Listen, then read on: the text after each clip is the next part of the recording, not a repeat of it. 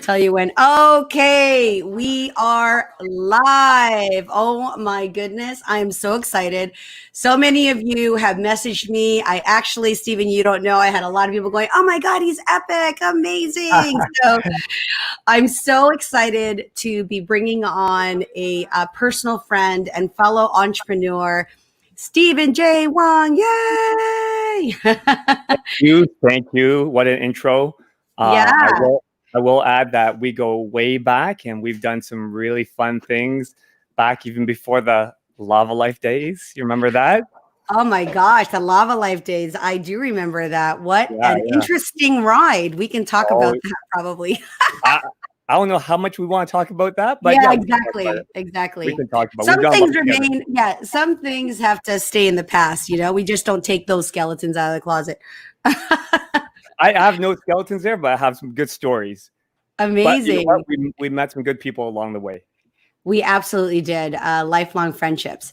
Now, Stephen, I know who you are. And if I tried to do your bio or your one-liner, I don't know how you take like an experience rap sheet that's like 4 pages long and do an intro, but take it away. Please tell everybody who you are and what you do. Carmelia, this is why I gave you my short bio. I thought you were going to do this for me. Come on. There was nothing short about your bio. Like there was nothing short about your bio. I'll do this though. This is what I pulled. Let's hear it. Let's hear it. Okay. Well, there you're the passive income expert and monetization strategy. Now you had PhD right behind monetization. So is there an actual PhD in monetization? Say that. Monetization. So that is my thesis. So the degrees are actually in film. Like my master's degree, for example, it's in film. But my thesis, which is a 4-year for my master's, was a 4-year application-based, reality-based thesis. It's not theoretical. So I showed opening bank accounts. I showed closing bank accounts. I showed data analytics, metrics. I showed engagement. I showed all that stuff. I showed my whole monetization schedule. I basically proved my model of monetization. So that was done as my thesis. With my PhD, it's going to be the same thing. It's going to be a 7-year. But again, it's all cutting edge, always on the cusp, always trying to push the envelope forward on, because algorithms and all that, they change so quickly and you have to really be on top of it. If you try to if you get complacent, basically when algorithms change and you're not ready for it, if you're not ahead of the curve, you're going to be left behind and everything, your engagement drops and your conversions drop and everything. So that's it in a nutshell. The degrees are in film. Okay. We are going to talk about film. Now, here's the thing. How does one become a monetization expert? And I know there's so many, but for the sake of time, what are 3 tips that you can share about that so that it doesn't take us 7 years to get our PhD in this? 3 tips. I would say number 1, it's almost like saying, what are 3 tips to being a black belt? There's truly no 3 tips. You have to build the foundation first. But if I had to give 3 general tips off the top of my head, number 1, know your audience. Biggest thing. Number 2, ensure that your avatar, your perfect avatar, you're catering for them. I could give you horror stories with some clients I've had, some people I've represented who thought they knew their audience, created a product. This is how it was in the old days. In the old days, you had a product, you had a phone, right? So you opened up a store. You pay rent and you do all the bricks and mortar and everything. And you say, well, I've got the best phone. Here it is. And it could be something that they're not looking for. So it was really untargeted back in the day. Now trial and error, right? Trial and error. Now, some people hit it and some people don't. So now you really have to understand what the needs and wants are of your audience and then cater or create a product for them. When it comes to a world of, for example, we're in the fitness world. When it comes to a world of training, I do tons of online monetization programs for a lot of elite athletes, whether they're NHL players, whether they're IFBB bikini pros or physique champions, or they're UFC fighters. or Olympians for that matter, you really have to know what their particular audience wants. And I'm sure you guys probably know that I represent, and I do a lot of work for tons of IFBB bikini pros. But while they're all stepping on stage against each other, in the same realm, in the same arena, each audience is completely different. One might have kids, and maybe their audience is following them because they're able to juggle family and career and training at the same time. Whereas the other one could be 20 years old, just finished university or whatever the case may be, and plays beach volleyball all day. Right? It's a totally different audience. It doesn't work, even though they do exactly the same thing on a professional level. So know your audience. That's fair. Now, we are still in a pandemic. I mean, and we still do not have a antibody or a cure for this disease or flu or virus. I have to say the technical term of what it is. Yeah. That being said, what does a day in the life of a former international traveler who has now, there's limitations. What has happened, and how have you had to pivot or change, if anything, during these last 3 to 4 months? Well, good question, because it was a complete pivot. So it was on March 4th. I ended up breaking my shin in training, and it was around midnight. So I actually have synthetic ice. Where were you and what were you doing that you broke a shin? I have synthetic ice. If we had, I'll show you, giving you the pictures we could put up on screen. It's kind of gruesome, but anyways, I have synthetic ice. I have 660 square feet of synthetic ice in my basement. So every day I go down there, I skate and I train. And I was training with one of my boys, Marcus, and I jammed on brakes. I did a stop, and I literally just caught an edge, which you do on ice too. But on ice, you don't have basement poles. So I end up catching my edge and wiping out, and I hit my shin on the load bearing pole. So it sliced my shin right open to the bone and actually fractured the tib. So what I did is I looked at my watch and I'm like, I gotta be on a plane in 6 hours to Minnesota. So I'm like, COVID's starting to hit pretty hard, and I'm not going to go to the hospital, and nor do I have time to sit there for 3-4 hours and then get an hour of sleep and then pack. So I'm like, okay, it's Rambo style. So I did it myself. I repaired it myself. It was right down to the bone, but I'm a trainer, so I know how to do that. I know how to do sutures and all that. So I stripped it up. Do you carry medical grade equipment and literally like a massive first aid kit at home? I wish we had the pictures. Oh my goodness. Like I said, it's on one of my social media things. But anyways, I don't know if your audience would want to see it. It's like you see my bone. You can legit see my bone. So as a trainer, I have many kits in my car, in my house, my office, and they're full kits, right? So while I'm not allowed to do stitches on my players or my athletes, technically I'm not allowed to do it.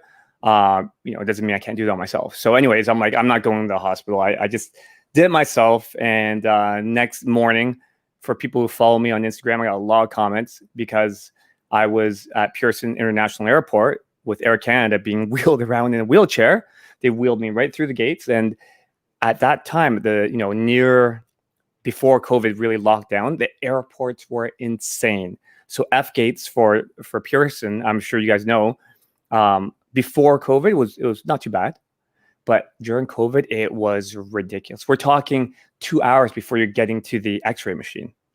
But I got wheeled in. March 4th. Frankly, I was in New York March 13th when things like that was the week. Oh, you're still traveling. Okay. Oh, it peaked, like it completely peaked, and it was the week that the Wednesday was a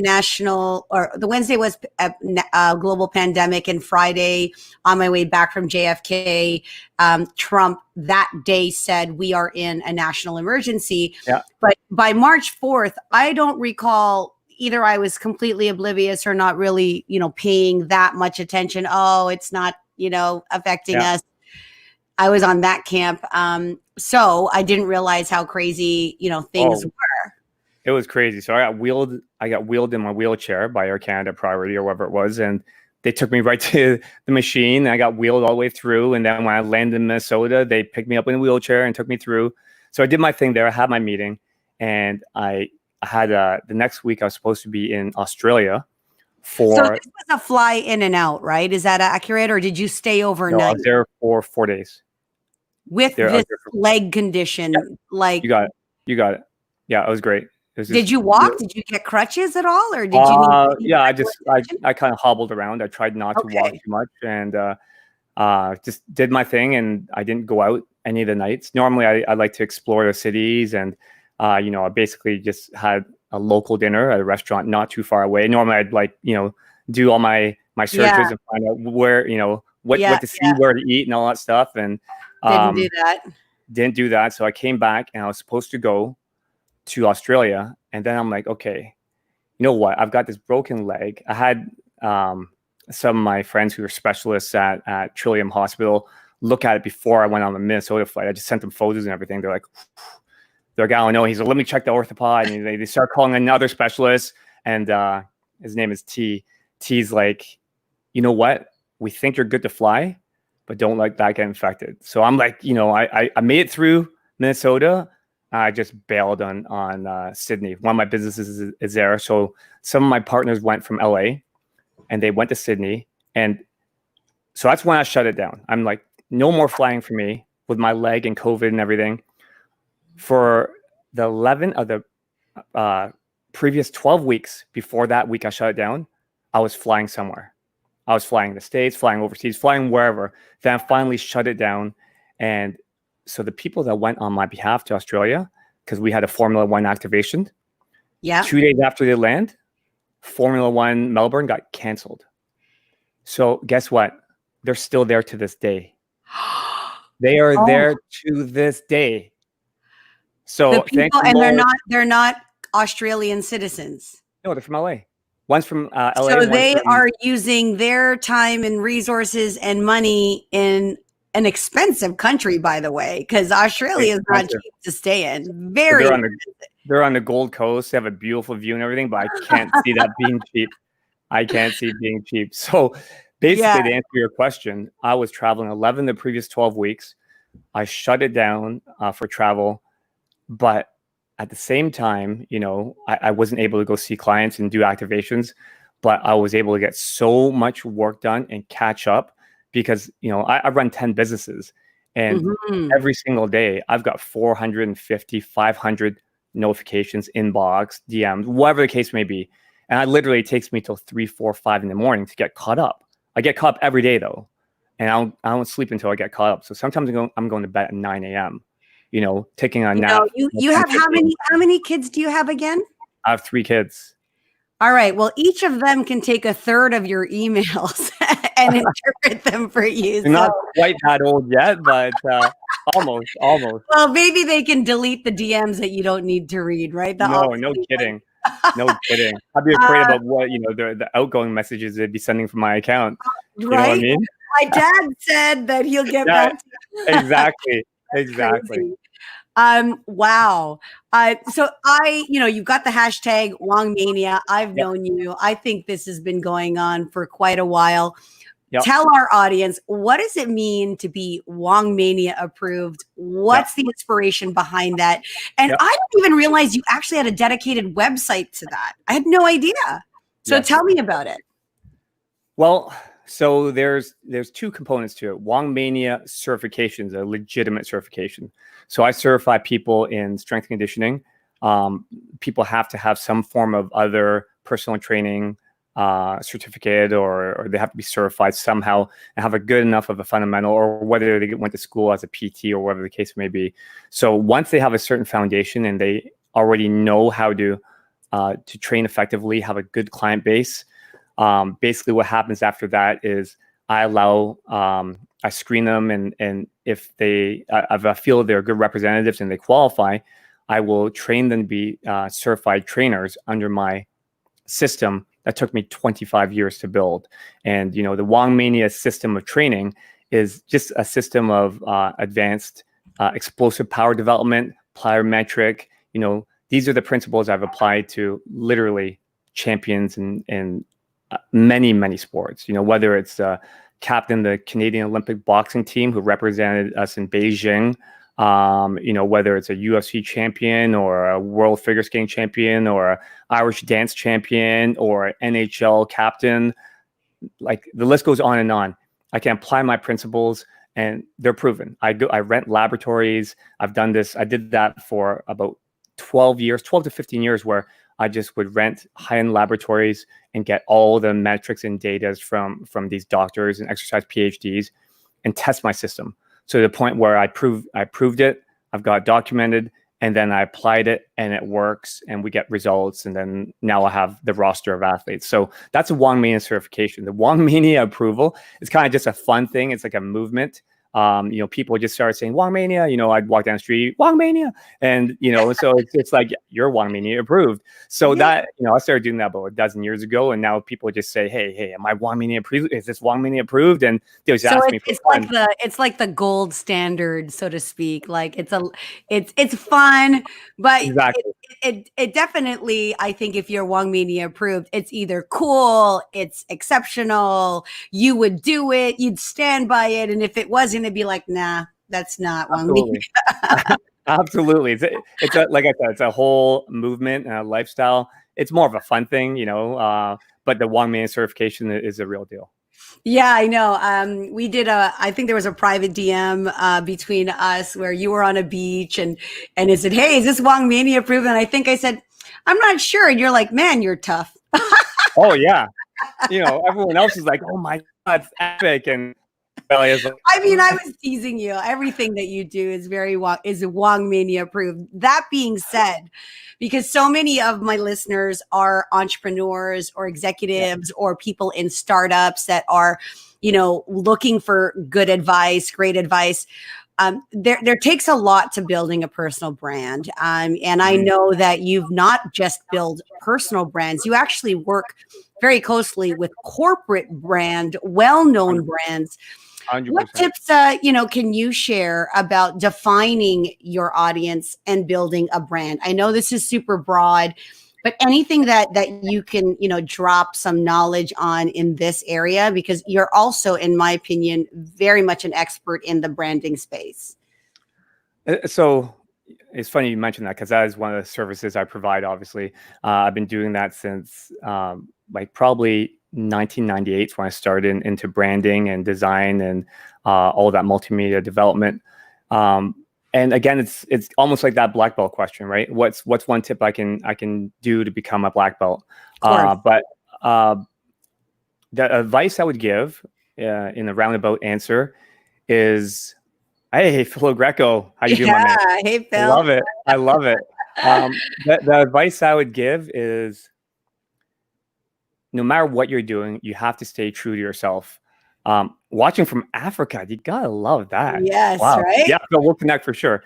So you have to stay true to your own self, to your own brand, to your own values. Don't do something that that you're doing because someone else is doing it and getting success. Don't do something because it's low-hanging fruit. You can make a lot of money up front. You have to like the copycats, as you say, right? Absolutely.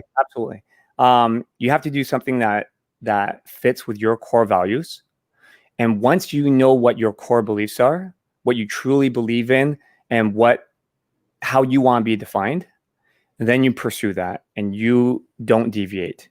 I always say I used to be a private investigator. You probably know that. I didn't even get into my bio because it would just ruin your whole show. We'd be going through my whole show. So for 15 years, I was a private eye. And, I started out with executive protection. So people like Madonna, Bobby Brown, Janet Jackson, Tribe Called Quest, Chris Isaac, whole bunch of lots of celebrities, lots of government politicians and stuff like that. They would hire me to protect them. And that spun off into my investigation company where I do insurance companies like Wawanesa, State Farm, Allstate, all that stuff, and WSIB. So even back in those days, it's something that I really love to do. But I really got bored of it, and I could have, I had 40 staff. I had 40 staff working for me, and that was in. Did you sell it, or did it? Yeah. Did you allow? You did sell the Yeah, business. I sold it. Yeah. Okay.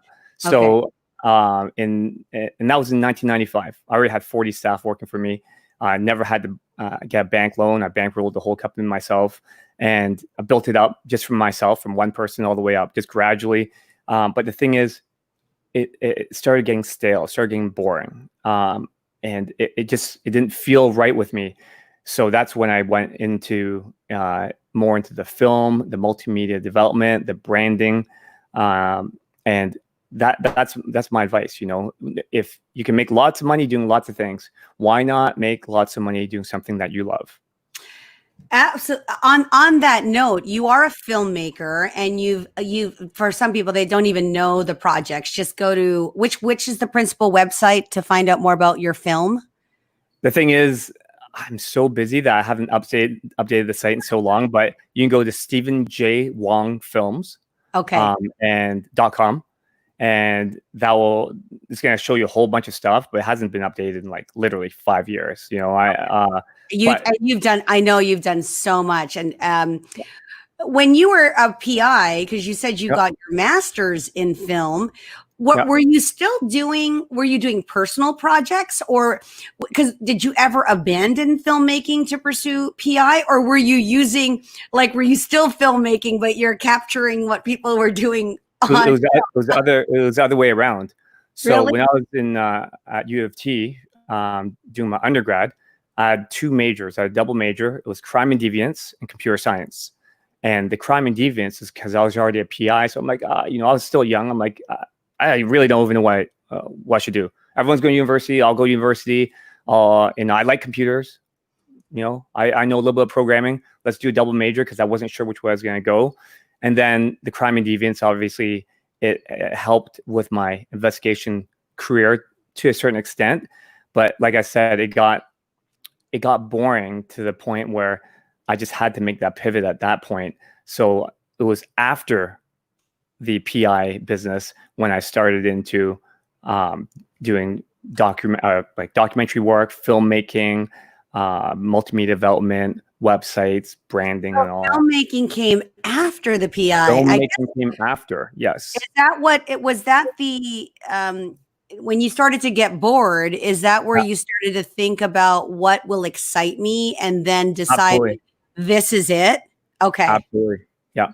I always knew what my passion was, and to do something creative, right? And that's why I had that computer science portion of it.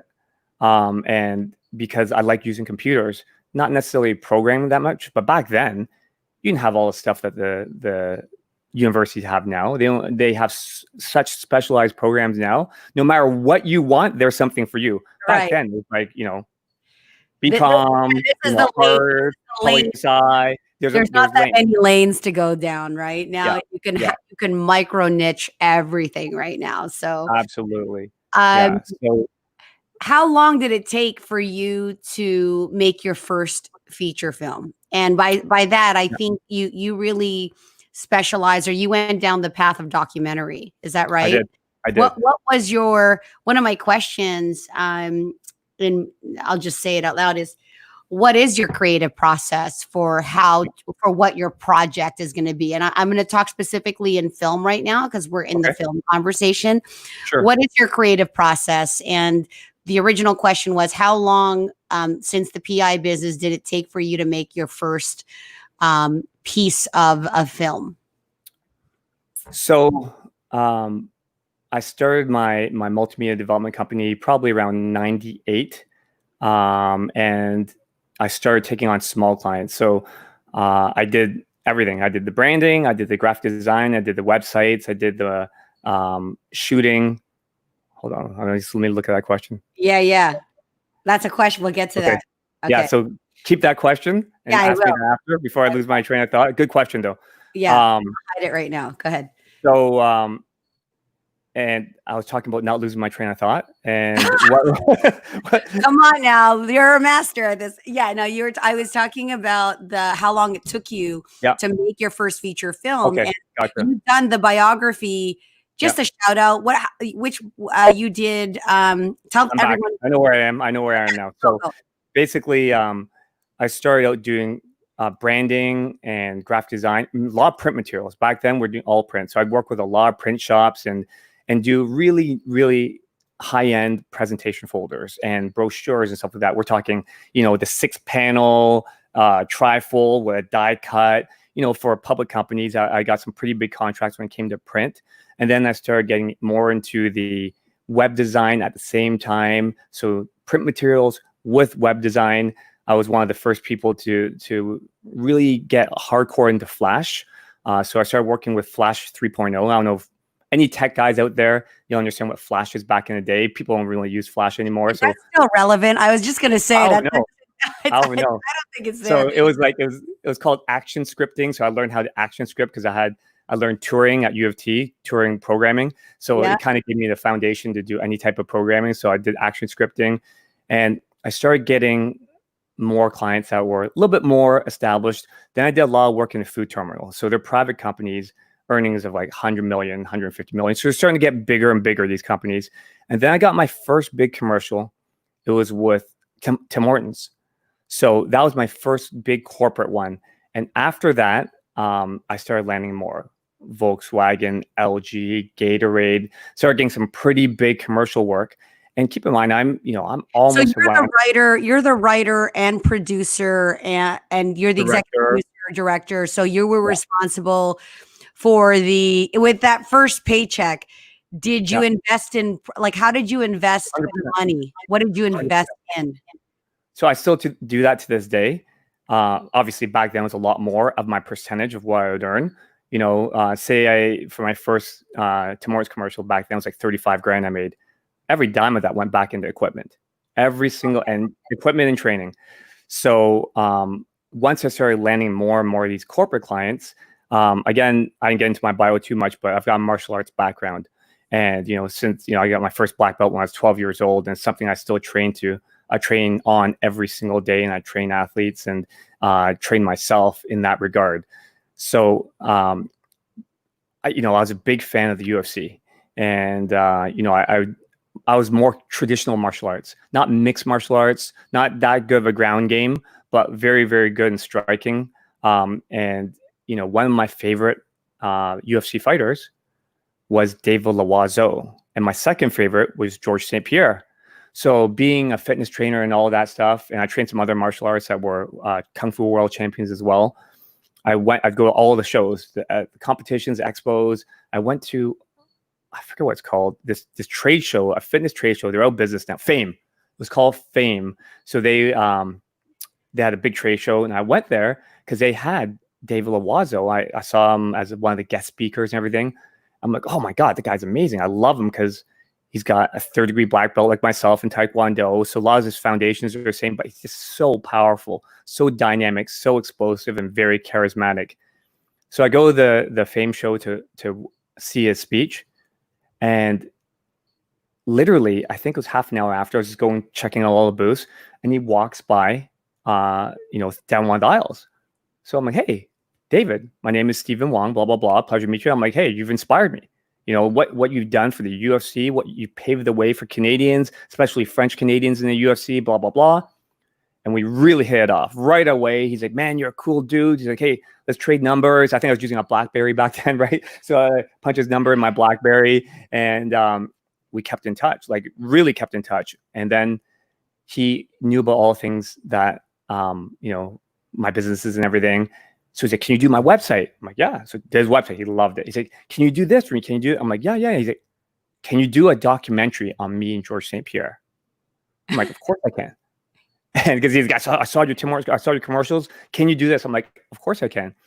So he's like, okay. And this is, by the way, when GSP was he was in his prime, was it not? Was it not when he was kicking butt, or was it shortly thereafter? His prime was, he's had such a long prime. You know what I mean? Georges St.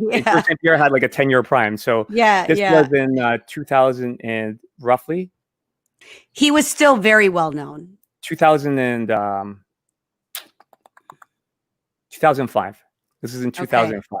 So I think it was he had the title shot with Matt Hughes, I believe, and he was totally dominating, and he got caught with an armbar. I think it was like 10 seconds left in the first round, and he actually lost. It was right around that time. So David's like, let's set up a meeting, me, you, and George St. Pierre. I'm like, sure, let's do it. So we all met, and it was actually, I think it might have been in Burlington, Ontario. Okay. And we all hit it off. All three of us hit it off. They had been training partners forever. They were like brothers. And, you know, next you know, it was three of us, like the three amigos. And so I started this documentary, and it took 4 years in principal production and then post-production, everything. And in 2010, latter 2010, we finally launched, and we got distribution in Canada with Alliance Atlantis, in the US with Warner Brothers, in Australia and New Zealand with Sony Pictures, Ascot Elite in Europe, Global in Brazil. These are all the biggest. Were you able to recover? You know, I don't know if you are comfortable talking about expenditures, not really what it cost, but were you able to recover whatever costs as a result of the distribution? Like, to you, was this a passion project, or was this a project that actually paid its dividends in both exposure and profit? Well, you know, to answer both of those, it changed my career. I could have done commercials forever, but literally that not only changed the trajectory, but what it did is it opened up a massive network. Because you know, obviously with the amount of exposure, to answer your other question, it was right after that I bought myself a brand new Escalade. So you know, that's one thing that was, you know, one of my dream vehicles, because I saw it in the Matrix, and I'm like, that is the coolest. First of all, coolest movie. But secondly, coolest vehicle. I'm like, the evil twins in the back of the Escalade. I'm like, that thing's unreal. And that's when, talk about branding. That's when Cadillac and GM just went through the roof, because there's so, like, you notice every car on the Matrix Reloaded on the highways, every car in the film is either a Cadillac or some iteration of GM. And that's so when you bought the car. You bought at that point, that was the car you wanted, and you bought it. So great. That's awesome. Yeah. Awesome. So let's go back now to Joshua's question. Oh, I like the way you did that. With all of your diverse pursuits, do you feel like you're able to do all of them 100%? Or do you have to tone back on each to keep them all going? And that was actually a tie-in question I was going to have in the later part of our chat, because you do so many things, and and people often ask me that question. So I'm curious to know, how do you answer that question? Yeah. So 2 answers. Number 1, time management.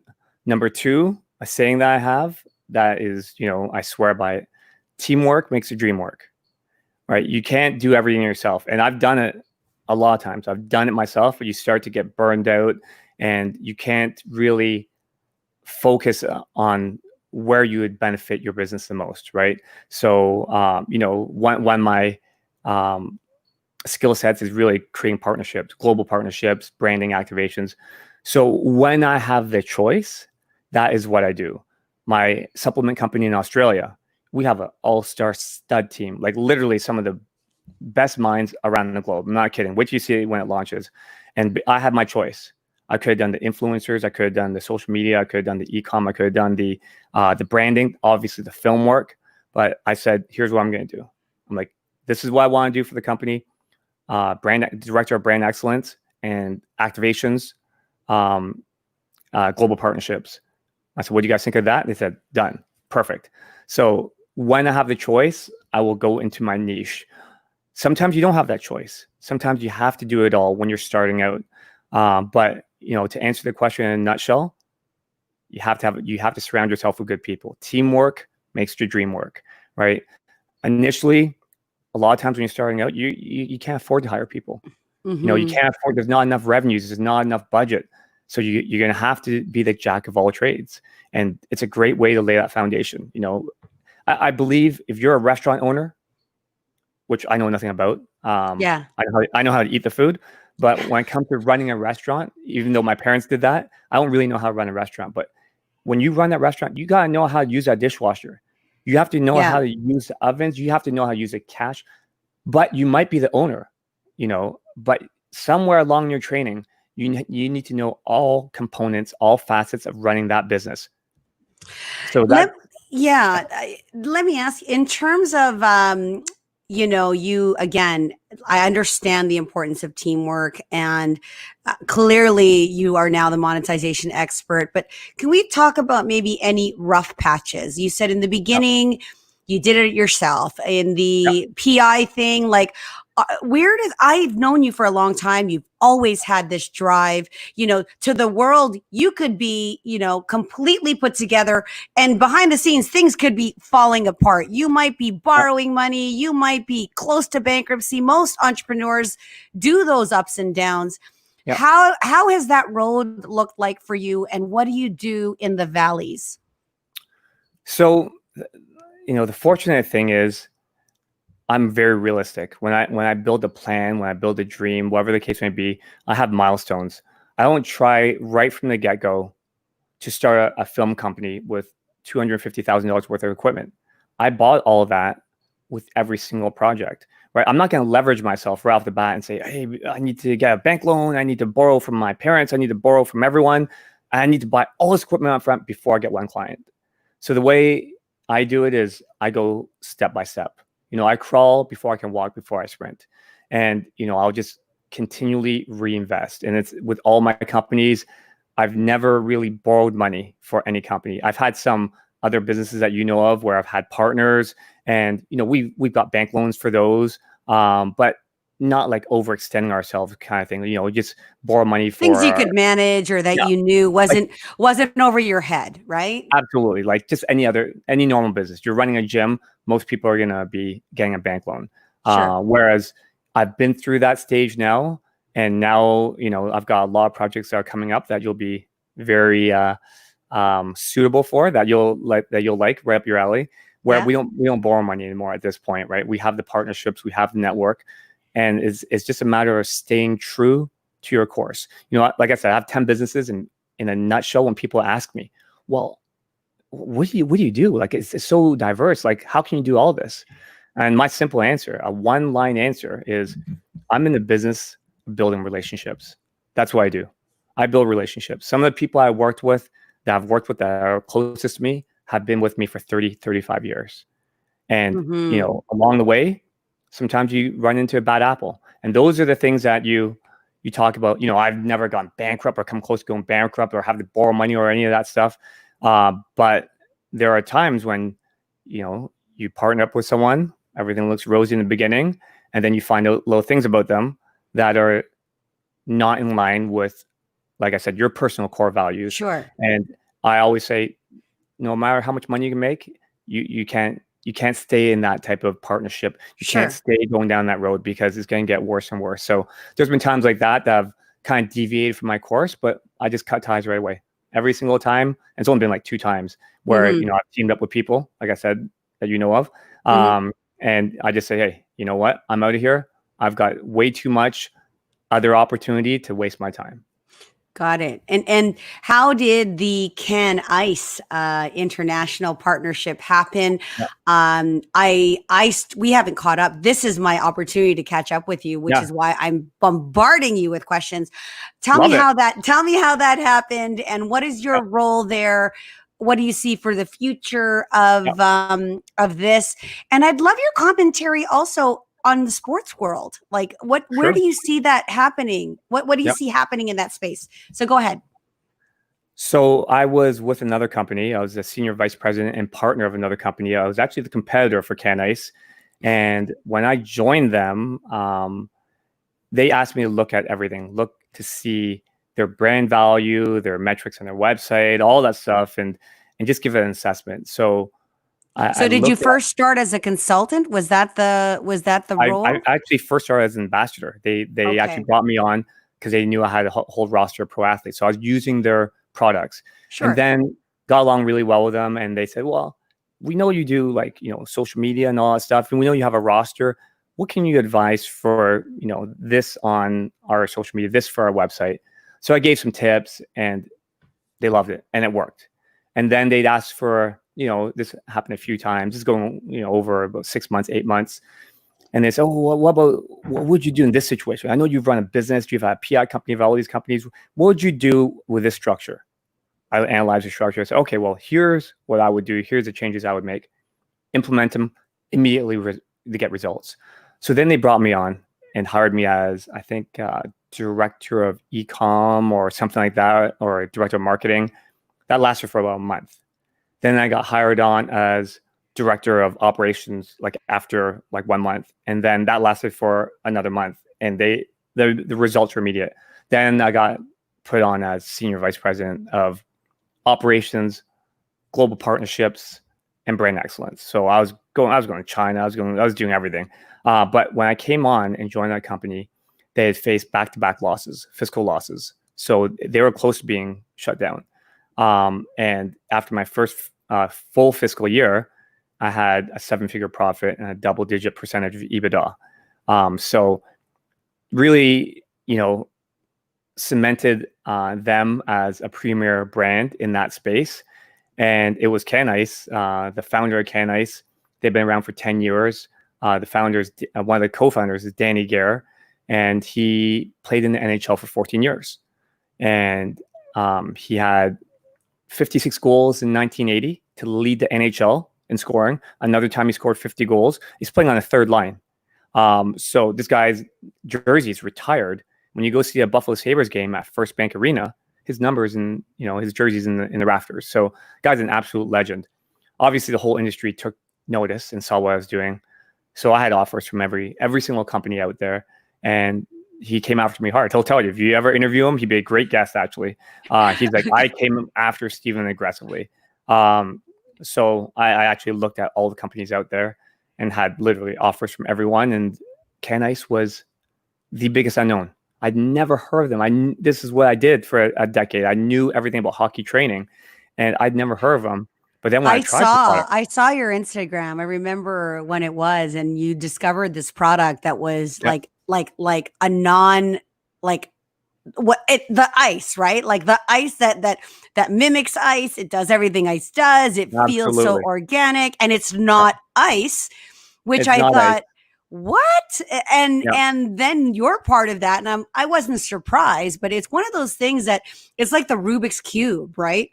100%. Nobody knows about it, and then everybody wants one, and they're trying to figure that out. So is it available to the retailer, or is it just for training, or can a dad who's like got a AAA hockey player at home buy this for his basement?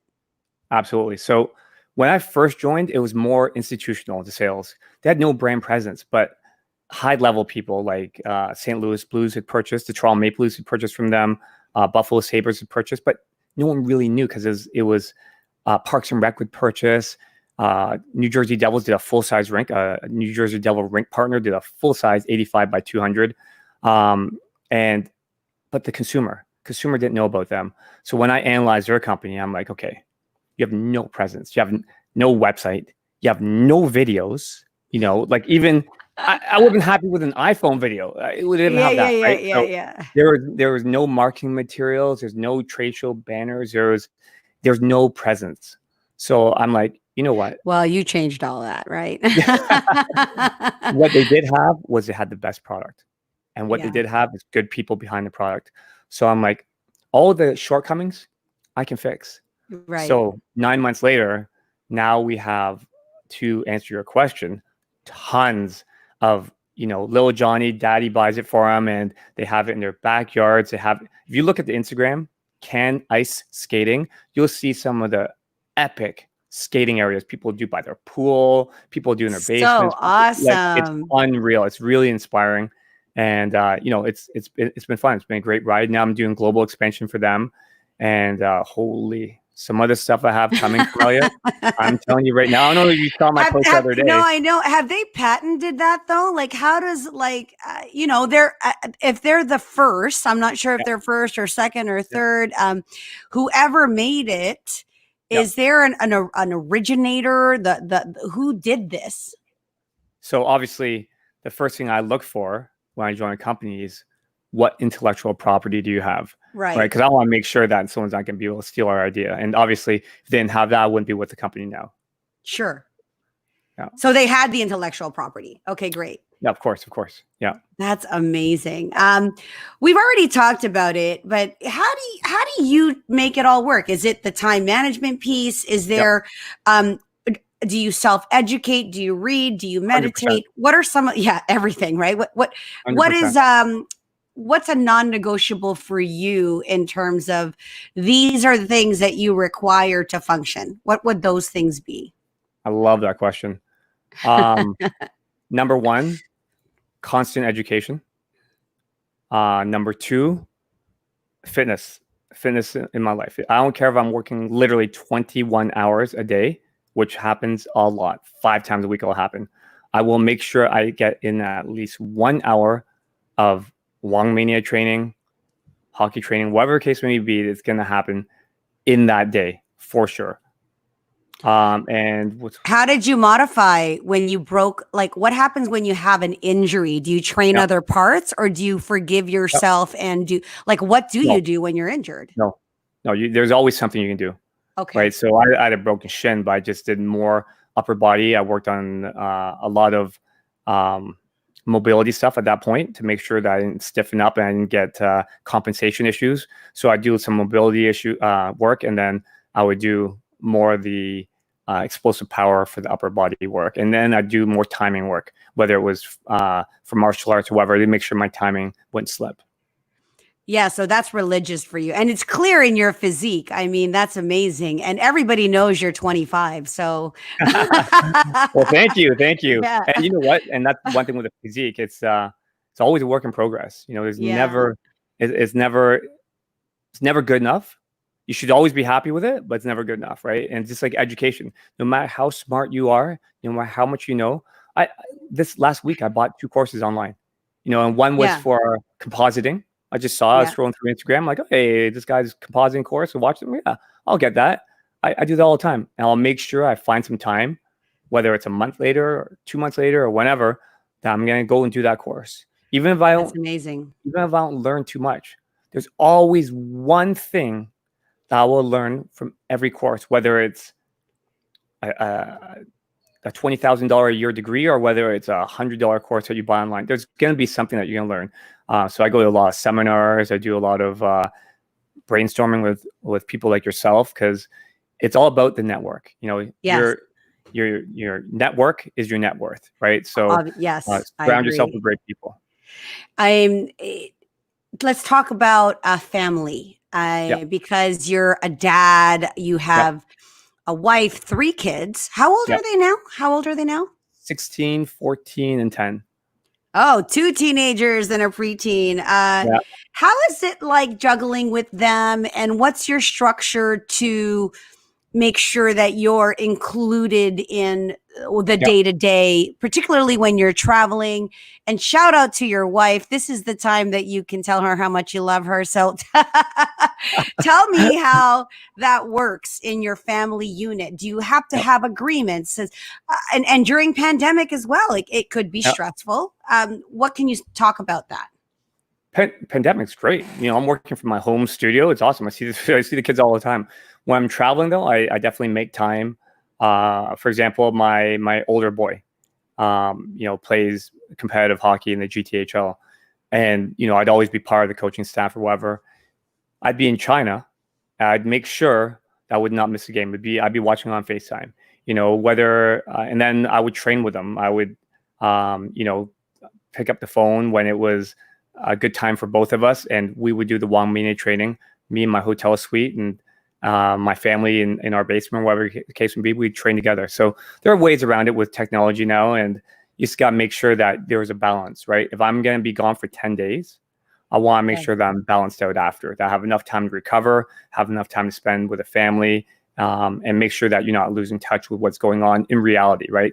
Business is one factor of reality, not all of it. So you got to make sure it's well balanced. What's the what do you geek out on the most? You geek out on a lot of things, but is there something that like is a thumb stopper? What are the things that you stop on? The things I geek out on, definitely electronics, no question about it. I don't know if you can see in the reflection of the mirror behind there at the studio. So I'm looking at you on 1, 2, 3, 4, 5 screens. 2 of the screens are 60 inches or bigger. They're stacked and everything. So I definitely don't mess around when it comes to production and film production, cameras and electronics and stuff like that, computers. So I geek out on that, and also on, I like to wear nice clothes, nice suits, whether it's a high-end designer suit, whether it's I'm wearing a pair of custom-made shoes. All my shoes are custom-made and have my name engraved on the bottom, or whether it's a nice tracksuit. I'm sure you're familiar with me in a tracksuit. Yeah, I like to wear some nice tracksuits, but yeah. So those are the things that you allow yourself to kind of splurge on is electronics and clothes. Yeah, you know what? That's kind of like the woman's purse and shoes. I mean, exactly. The thing is, I don't go. I'm not frivolous. I would never buy a suit and wear it once. Right. Mind you, there is a really nice suit I bought, I don't know, 8 years ago or 8 months ago, that I have not worn yet. But it will not only be worn once; it will be worn many times after I break it in. But I'm not frivolous. And hey, Glenn, I'm not frivolous in purchases where I'm just wasting money. I'll never do. I don't care if I'm like, Bezos with $165 billion. I would just never waste money like that. Right. So I'm still rational when it comes to purchases. That's great. And in terms of like next steps for you, are you still part of the Can Ice family, or was 100%. That a temporary? Oh, so you are a big role in that. Yeah, I'm a partner of the company. Okay. Yeah, I'm the COO and the partner. That's amazing. Yeah. Well, you see how fast you can't just play small, can you, Stephen? I mean, can't you just play really small? It didn't last very long because boom, boom. If you want to break ceilings, this is what you do. What other lanes do you want to explore? You're doing, film, media, branding, anything else that's on the table for you? Well, you know what? Let me just see what it is that I do. Oh my gosh, there's so many things. I have my film company. Before you go, how do you know? I'm not going anywhere yet. No. I know. How do you know who to accept as, you talked about partnerships. There's only a handful of times that it didn't work out, but if a personal, an up and coming fitness celeb or somebody that's already kind of there that wants to take it to the next level, is there an application process? Like, what does one have to do to have you be their personal mentor? Do you have a group or a mentorship program? So basically, I do an individual analysis, and a lot, I get from one-on-one, face-to-face interaction, being able to understand how motivated this person is, how dedicated, how flighty, maybe, how much of a dreamer or how realistic they are. So a lot of it comes from that. And then obviously I look at their metrics and their data and their analytics and see where I think that their ceiling is, see who's in their network to help them co-brand and all that stuff. So yeah, it's really very individualized. There's no set application I send out and you tick off the boxes. And then when I see all enough ticks, it's like, yep, you're in. So it's really, a matter of that's where the expertise and the experience comes in, being able to assess. Whereas when you mention partnerships, I think one of my good friends who's involved in Can Ice right now, and done business with this guy and been a good friend with him for like 20 years now. Sometimes we'd meet people and I'd be like, oh, yeah, that's a good guy. It's a good guy. Let's get him. Let's do this with him. He'd be like, I don't know about that guy. I'm like, oh no, he's cool. He's cool. And then sure enough, 6 months, 8 months, year down the road, we find out the guy's a little bit shady. Meanwhile, my buddy detected it right from the beginning, and I'm kind of extending that benefit of the doubt, right? And so that's the only thing that I would probably want to sharpen up, is just be a little bit the intuition, the original, or the gut feeling in the beginning. Do you think it's more like just kind of close off the network a little bit? And there's a lot of people that seemingly have good intentions, and even if they are legit, there's only so many people that you should surround yourself with, in my opinion. And sometimes when you let people in that are not of the same ilk as yourself, especially when they're the exact opposite and they're kind of sketchy, then that's when things go wrong. So Yeah. yeah, but you know, some people have better intuition than I do for sure. You are an ultimate storyteller. I feel like you should be writing. I know are you writing a book? Is that your next thing? Or is that in the works? You know what's What? going on. You know I what's going on. don't know. Have you Are not you seen doing that? a documentary? Have you not seen that demo reel? Have you not seen that No, demo reel? I So haven't. the gentleman that just commented right there, Glenn? Glenn Graver, only the best stuff. Okay. You know, he's a gentleman I apprenticed when interned when he's in film school back like Okay. 7-8 years ago, and you know, he was with me for a few years, and you know, really hard worker, really passionate, and he finally, when he graduated, you know, I still bring him on set and hire him for my projects, and then he tried to get into the unions, the film unions, and the first year he didn't make it in. So second year he applied. He's like, "Hey Steve, you know, could you do me a favor?" And blah blah blah. So I did a letter of recommendation for him, and I spoke with the person that was doing the screening at the unions, and you know, I really built him up, and sure enough, he got hired. So since then, he's really established himself, making really good money, and he's got credits on Drake videos. He worked on Suits, the show that was filmed in Toronto, for 3 years. And this is somebody who apprenticed under you. Yeah. Yes. And you've actually met him. So he's one of my film crews from back in the day. Yeah. He's worked for Guillermo del Toro, works with some big directors and producers. So he's done very well for himself. He approached me last year. He's like, "You know what, Steve? Like 100 hours for the unions a week is just killing me. I'm gonna back off probably about 40 hours and I pursue my passion." And he's like, "I want to document you, show what you do, show your passive income, show all your businesses. I think it's very fascinating." I'm like, well, you might find it fascinating. He said, "No, I think everyone will find it fascinating." So I'm like, well, okay, well, if we're doing ourselves, it's not going to be like a big budget. We don't have to pay a lot of people. Like, sure, do you just want to follow me around? So he just started documenting, and like literally, one minute I'd be working with NHL players, next minute I'd be in a boardroom, next minute I'd be talking to my partners in UAE. You know, it's just so diverse. Next minute I'd be on the ice with my junior A team. So he documented all of that, and I released a little sizzle reel. That where can everybody see that? I didn't see it. And this is the combination of the.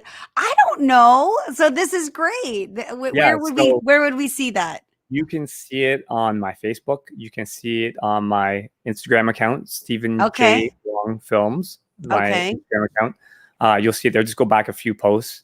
And are you submitting this now? Is it? And what's the length of time? Is it a full doc, like 60 seconds or 60 minutes? So the little trailer is, I don't know, little trailer is maybe a minute and a half. I don't even know how long it is. But we have episodes. We already got 10 episodes in the bank, and we have distribution that was contacting me. So congratulations. So now it's like debating, okay, which distribution company do we go with? So we were actually going to launch the episodes last year, literally. And in March, I think we're going to launch. And now I've got some competing offers. So I'm like, okay, well, I'm not launching anything until we figure out the distribution. And to be honest, it's really a passion project. So the distribution and the monetization of this is a bonus. So I'm not really too concerned. I just want to make sure that I'm partnered with the right people. And you're still doing like all of these things all at the same time. What advice would you give your younger self, your 20-year-old self, knowing what you know now? I think I touched on it a little bit. It's just be a little bit more wary of people. Maybe don't trust people as much. Not to say you shouldn't trust people, but you know, before you engage in a business, do your research. Do your research, but also, like you said, you know, kind of follow your intuition. I'm the type of guy that would just give people a benefit of the doubt, and you know, I'm not skeptical of people trying to pull the wool over my eyes or trying to pull a scam. You know what I mean? So yeah, of course. You know, like I said, I know a few stories. We could tell a few stories, but we won't. Sure. And yeah, that's the only advice I'd give myself. But I wouldn't change. I wouldn't change anything, because every little like detour I've had, like I said, there's only been a couple of detours where I've had bad partners, has led to massive projects, massive opportunities. And I'm a firm believer that everything happens for a reason. And without those detours, sometimes you don't get to your ultimate pinnacle. So like I said, I wouldn't change anything. So as soon as you can travel, my last question, where are you going, and where will your family go next? I don't know if you guys all travel together, or if they're chomping at the bit. What's the first destination? What trip did we cancel? We canceled a trip that was supposed to be done during COVID. I canceled one too, like my family vacation. Oh, yeah, that's same terrible. thing. That's Same terrible. thing. So with the family, it's always somewhere that's got a nice beach, somewhere tropical. Normally somewhere with really good food and lots of entertainment. Great. For myself, I've already got trips lined up, and now I don't know if I have to cancel them again. So in October, it will be in Sydney, Australia. I have an activation on the beach there, and on Bondi Beach, and it's a massive, massive activation. And in at the Olympia, now December 17th to 20th. They changed the month, everyone. So Mr. Olympia is now December 17th to 20th in Las Vegas. What role are you playing there? So, filmmaker? 2 years ago, as official film crew, Stephen J. Wong Films was hired as the official film crew for the Olympia. This time, I'm coming as an exhibitor. Like I said, I have a company, a supplement company in Australia, and we are doing a 20 by 80 island DJ, ninja course, strength course. Some of my partners are top photographers in the world. LHGFX, Lee and Harry and Alan. They'll be there doing the photo booth. Like it's going to be insane. There's going to be all our influencers. We have influencers with 5 and 15 million followers. So you're a partner in this, or an ambassador, or a partner? I'm a partner. All right. Well, I just found my new supplement company. Then we'll talk. Absolutely. And you're a neighbor. So woohoo. Absolutely. Yeah, you got it. You got it. Amazing. Well, I'm so beyond proud of what you're doing. I've seen you from afar, just rocking everything that you're doing. So, and the kids are growing up. So commend you on all that you're up to. And where can people find you, follow you? I want to leave them with that. So my website, like I said, I haven't updated it much. You can go very simply, stephenjwong.com. You can go to wongmania.com. You can find me a little bit more regularly updating my Instagram, which I don't do that much either because I'm too busy doing it for everyone else, which you have on the screen. It's Stephen J. Wong Films on Instagram. You can find me on Facebook. I've got like 4,995 friends, so I can take a few more. 5 people, the first 5 people, head on over right now. And if you stay up to date with Carmelia, you can find me. That's the best way. There you go. Thank you so much, Stephen. Hang back, but I'm going to say goodbye to the rest of the crew. And until then, happy Friday. Bye. Friday.